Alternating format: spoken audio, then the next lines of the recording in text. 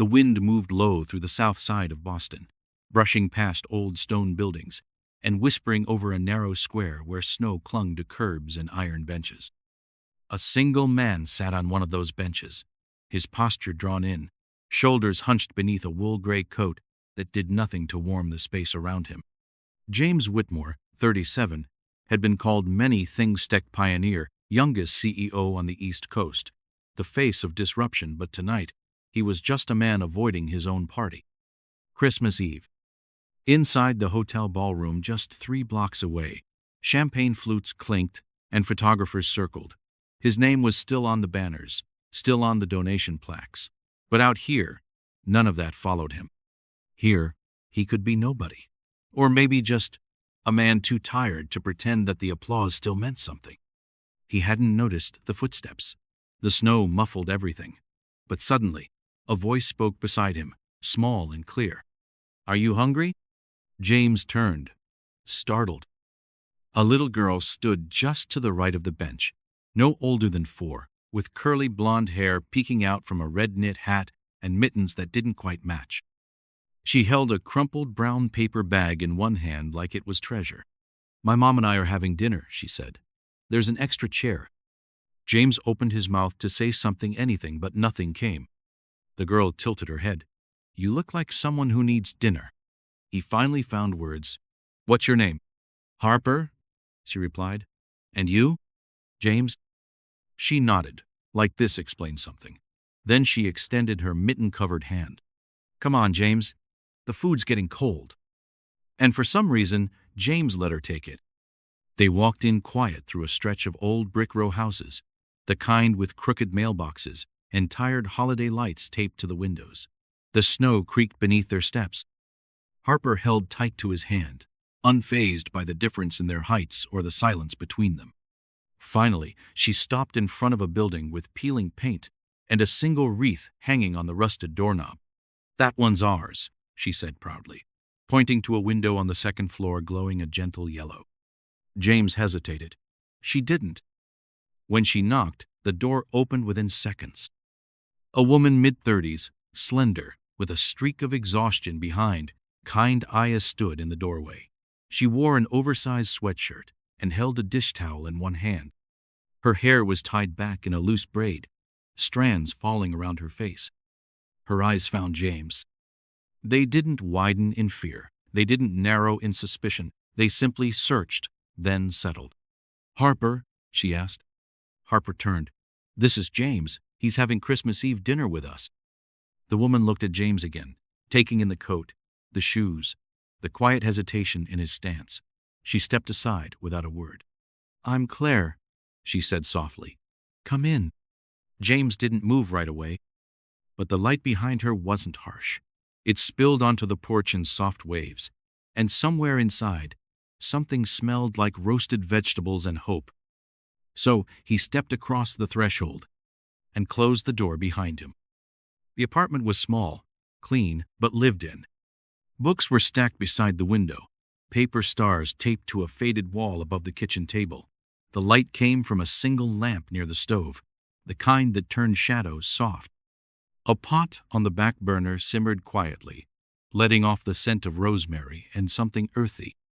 Claire moved with calm precision. No explanations, no awkward introductions. Just another plate placed gently on the table, a fork turned the right way, a glass filled with water. "Sit wherever," she said. "We don't stand on ceremony around here." Harper climbed into the middle chair and patted the one across from her. "That one's for you," she told James. He sat.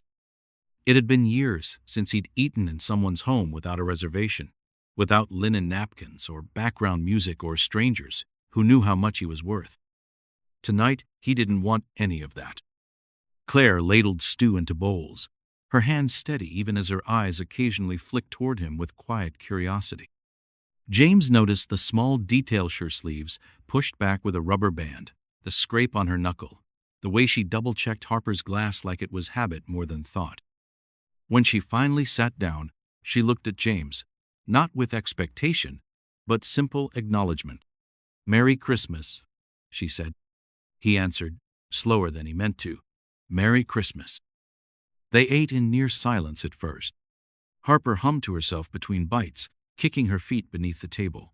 Claire ate slowly, methodically, like she was rationing every spoonful. James barely touched his bowl at first. Then, gradually, the warmth of the food settled something inside him. "It's good," he said quietly. Claire looked up, one eyebrow lifted in amusement. "It's just potatoes and lentils." "It tastes like a memory," he added. That surprised her. He didn't explain. Harper jumped in instead. "Mom says we light the candle even if it's just us. Makes it feel like a real holiday." On the table sat a small, half-used candle in a chipped glass jar. Its flame flickered faintly, casting rings of gold against the mismatched bowls. James nodded. "It works." Claire smiled. A soft, fleeting thing. Then she turned to Harper. "Slow down, you'll get hiccups again." "But I'm excited," Harper said through a full mouth. "I didn't know dinner would have 3 people tonight." She reached for a napkin and added, "3 makes it feel like a family." Claire froze for half a second, just enough for James to catch it, but she said nothing, just smoothed Harper's hair and refilled her glass. James lowered his eyes to the candle and watched it sway. 3.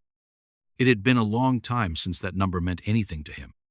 After the dishes were cleared, Harper curled up on the couch with a threadbare blanket and a stuffed bear that had seen better years.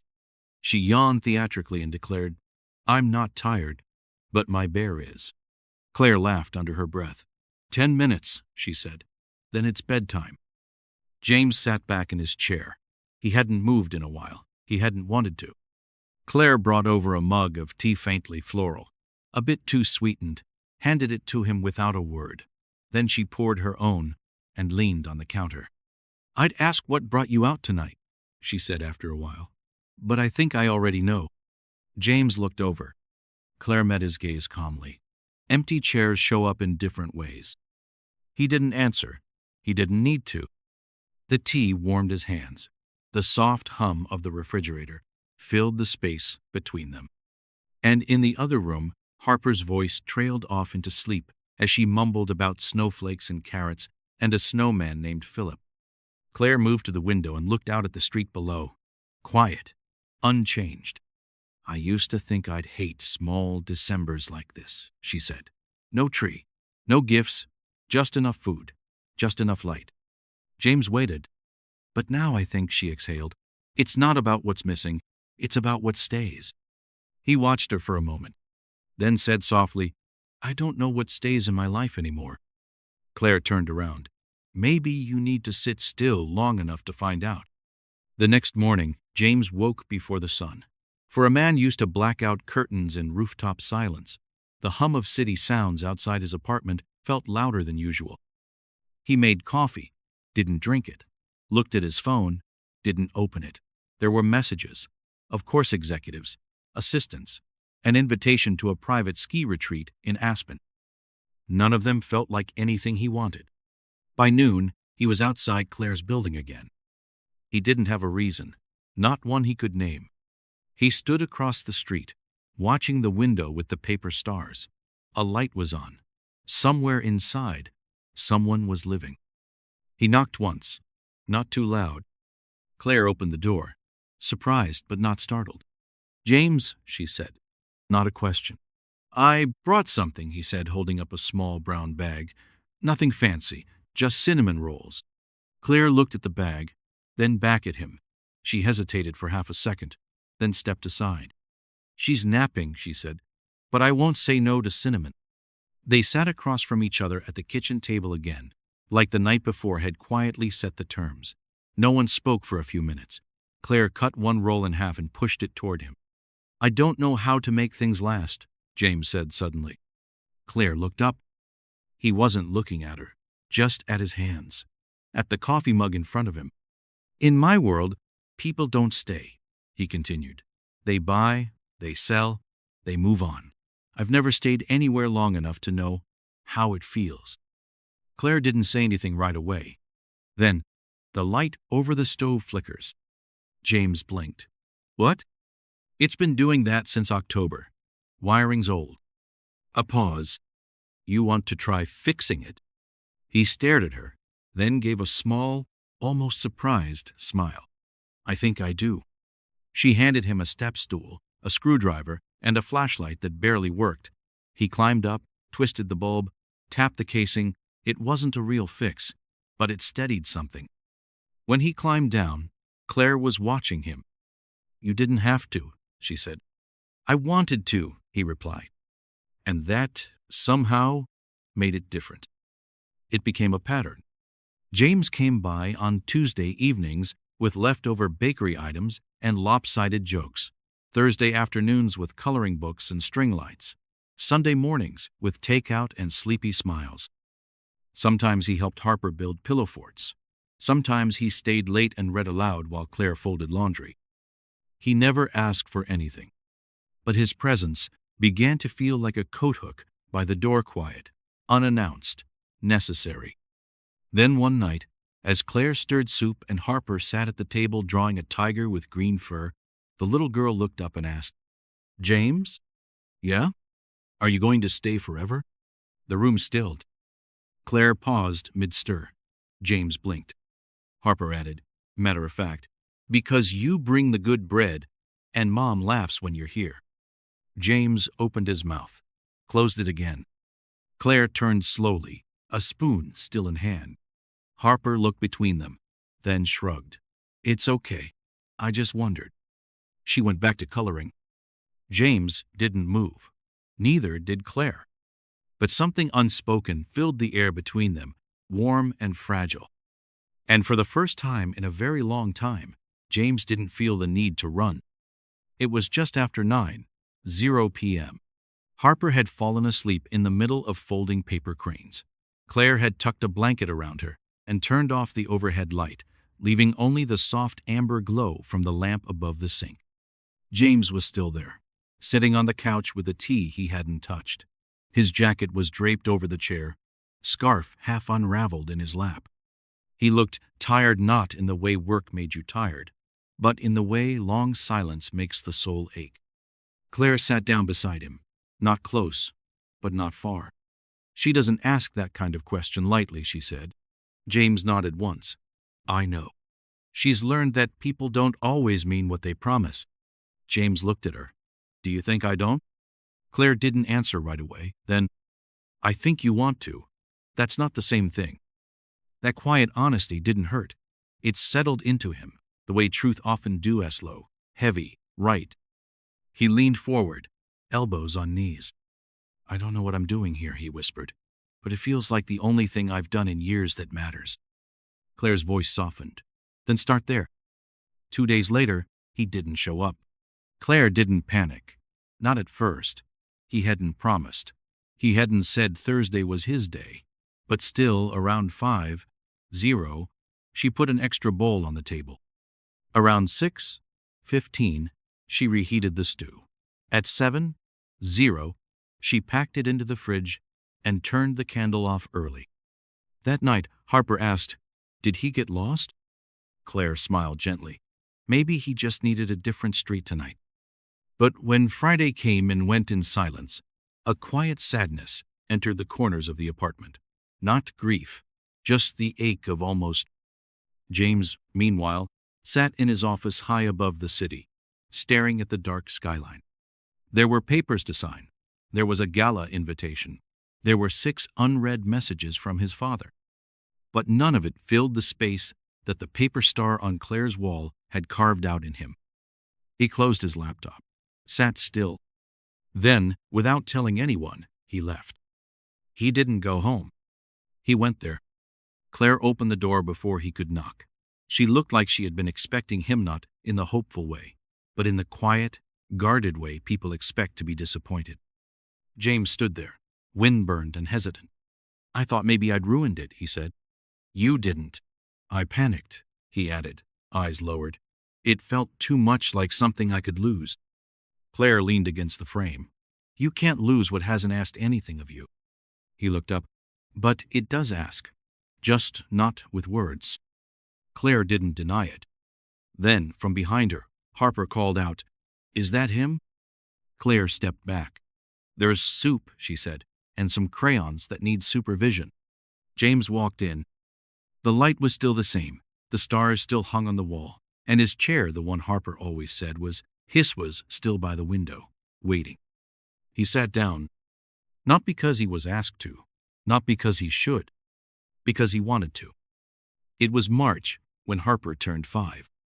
Claire made a cake from a box mix and covered it with pale pink frosting. The apartment smelled like vanilla and laughter.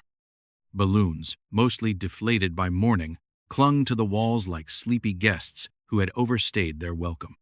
Harper wore a paper crown. She refused to take it off. There weren't many people, just a neighbor from downstairs, a classmate from daycare, and James, who arrived precisely at 2:00 p.m. with a lopsided grin and a box wrapped in brown paper tied with yarn. Inside was a set of watercolor paints, not the cheap kind, the kind you bought for someone you believed in. Harper hugged him like he was a relative returning from war. James watched Claire from the corner of his eye as the children played. She was pouring juice into plastic cups, tucking loose strands of hair behind her ear, smiling but not loudly. It occurred to him that he had never seen her wear perfume, never seen her wear shoes that weren't practical, and yet she had never once looked like she lacked anything. Later, after the cake, Harper whispered, "Can we keep him?" Claire didn't answer, but her eyes softened. By spring, James had a key. Not because Claire gave it to him, but because he had stayed late one night helping Harper glue popsicle sticks into a lopsided birdhouse. When he tried to leave, the wind had slammed the door and locked them out. Claire handed him the spare, eyes amused. "Just in case," she said. From then on, the key sat quietly in his pocket. He never used it unless invited, but he held onto it like an anchor. He fixed the drawer that stuck, replaced the cracked switch plate in the hallway, brought dinner on Thursdays without asking what they needed. Claire never said thank you in the way people do in meetings, but her coffee was always hot when he arrived. And sometimes, when the days were particularly long, she'd make soup without being asked. One rainy Tuesday, he came to the door, soaked, holding a bag of laundry and 2 cartons of Chinese food. She pulled him in without a word and handed him a towel that smelled like rosemary. He noticed the scarf, the same one he had given her at Christmas, still hanging by the door. It was frayed now, worn soft at the edges. It looked like it belonged there. So did he. One Sunday evening, James sat on the couch while Harper lay beside him with her head on his leg, snoring gently. Claire was at the table, writing something by hand on a yellow notepad. A quiet hum filled the apartment wind, brushing the windows, the radiator clicking. James looked at the space around him. A crooked floorboard near the sink, a sippy cup abandoned on the windowsill, a drawing of our family taped to the fridge, stick figures smiling beneath an orange sun. He closed his eyes. Claire's voice came, low and even. "You've changed," she said. James opened his eyes slowly. "How?" "You sit still now." He smiled faintly. "I didn't know how before." Claire set her pen down. "You're still figuring it out." "I think that's what this is," he replied. "Not a fix. A beginning." She nodded. "Then let it be." He looked down at Harper's sleeping face, then up at Claire, and said the quietest truth he knew.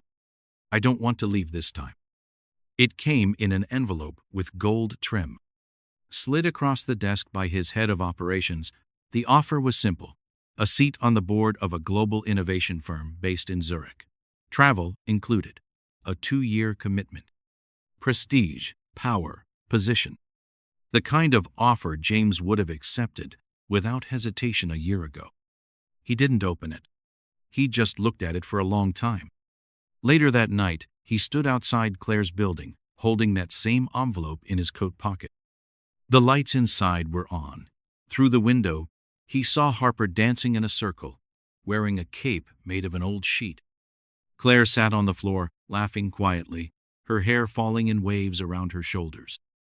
James didn't go inside. He watched for a moment, then turned and walked away. He needed time. It had been 3 days. Claire didn't call. She didn't text. She simply moved through her evenings the way she always had before. Except now, the absence was obvious. The extra chair at the table looked misplaced. Harper kept asking why he hadn't brought the soft bread, or why the lamp near the bookshelf was flickering again. Claire only said, "Sometimes grown-ups have hard things to think through."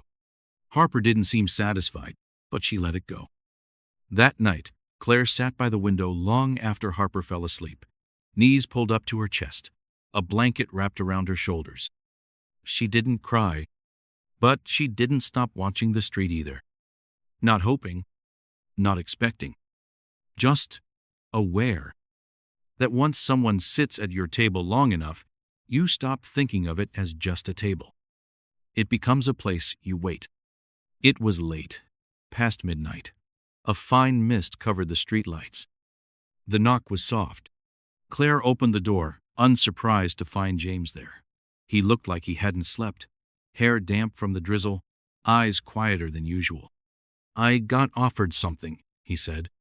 Claire stepped back. "I figured," she replied. "You don't vanish without a reason." He hesitated. "It's big, I'm sure. Zurich." A pause. Claire crossed her arms. "So why are you here?" James reached into his pocket and pulled out the envelope. "I haven't opened it." Claire blinked. "I've been sitting with it," he said, "thinking about the price." She looked at him for a long time, and James's voice cracked the slightest bit. "And for the first time in my life, I'm scared to leave because I'll miss more than just a routine."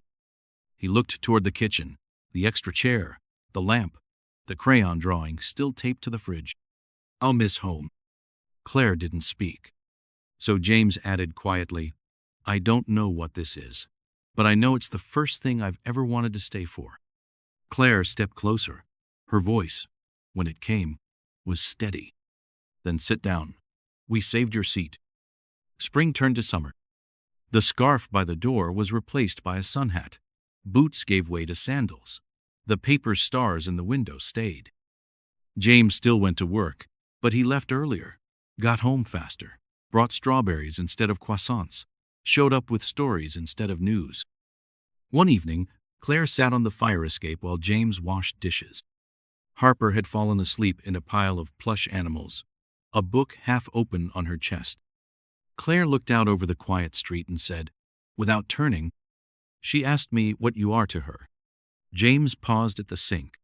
"What did you say?" Claire took a breath. "I told her to ask you." James dried his hands, walked to the window, and sat down beside her on the warm metal steps. "I don't know the right answer," he admitted. "Then tell her the true one," Claire said, "even if it doesn't have a name yet." James looked out at the rooftops, the clotheslines, the gold light from every window that wasn't his but somehow felt like home anyway. "Maybe I'm the part of her story that stayed," he said. Claire turned toward him. "That's a good beginning." It happened on a Saturday, without planning, the way real things often do. Claire was clearing dishes. Harper was coloring the sidewalk with chalk, her tongue sticking out in concentration. James sat on the steps, watching both of them. He reached into his pocket, took out a box. Not velvet. Not perfect. Just simple, worn at the corners from being carried for too long. He walked over to Claire, who looked up with a question already forming. James didn't kneel. He just stood there, holding the box between them. "I don't want to leave," he said. "Not for meetings, not for jobs, not for anything that makes me forget where I belong." Claire didn't speak. James opened the box. Inside was a ring, modest and soft in color, the kind that could be worn while washing dishes or holding a child's hand. "I don't care about ceremonies," he said. "I just want to be where the light is always on, where the bread is warm, where someone knows when I'm too quiet." Claire's eyes shimmered. He continued, more quietly now. "I want the chair by your window, every night." Claire reached out and closed the box gently, then opened her hand, palm up. "Yes," she whispered. James didn't kiss her. Not yet. Instead, he took her hand and stood still for a long moment like someone finally setting down everything they'd been carrying. The apartment didn't grow bigger. The floors still creaked. The drawer near the sink still stuck. Harper still declared herself queen of the kitchen, every Thursday night. But something had shifted. The third chair was no longer for guests. It was his. He left his books on the nightstand, his spare keys in the bowl by the door, his name in the margin of the bedtime stories. That Christmas, Harper drew a picture of their family. Stick figures again, 3 this time. Underneath, she wrote in crooked letters, "Us." They didn't send out cards, didn't throw a party. But on Christmas Eve, they sat by the window with the candle lit, 3 chairs full, the snow falling like a quiet memory outside. And James, once a man who didn't believe in tables that kept chairs waiting, finally understood what it meant to come home, to stay, to belong.